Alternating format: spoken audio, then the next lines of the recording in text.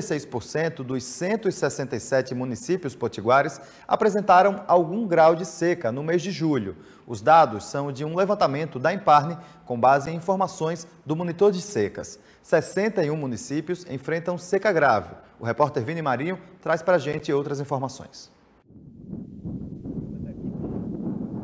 Pelo menos um terço dos municípios do RN se encontram em estado de seca severa. Isso significa que as chuvas deste ano não chegaram ao interior como esperado.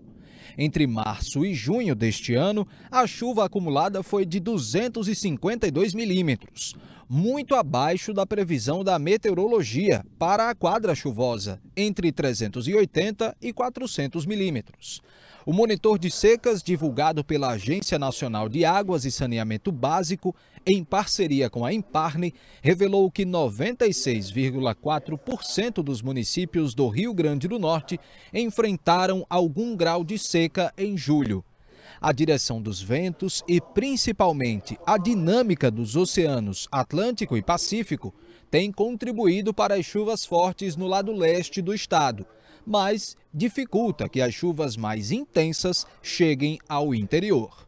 E quem vai trazer para a gente mais detalhes e explicações sobre essa situação aqui no nosso estado é Gilmar Bristotti, ele que é meteorologista da empresa de pesquisa agropecuária aqui do Rio Grande do Norte, a Imparne. Gilmar, seja bem-vindo, bom dia para você.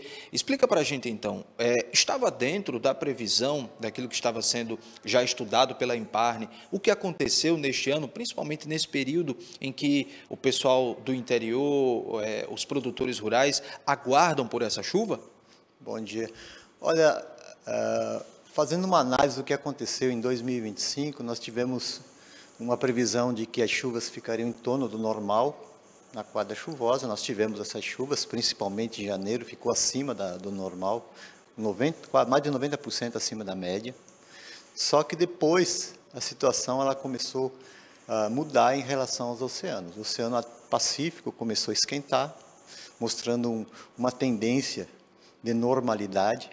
Só que essa normalidade chegou em março, complicou tudo, porque nós tivemos no mesmo tempo uma situação de laninha na parte oeste do Oceano Pacífico e El Niño na parte leste. Então isso aí bagunçou a circulação atmosférica, dificultou a formação de chuvas aqui no Nordeste.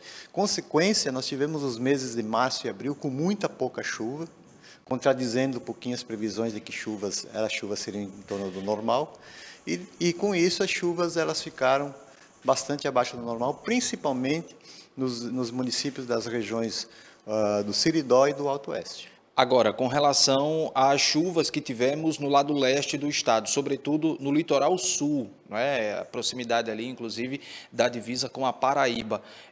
O que fez essa chuva, que inclusive em alguns momentos nesse primeiro semestre do ano, de intensidade, de boa intensidade, na capital, na região metropolitana, no leste-sul aqui do estado, não chegarem com que essas chuvas fossem para o interior do nosso estado?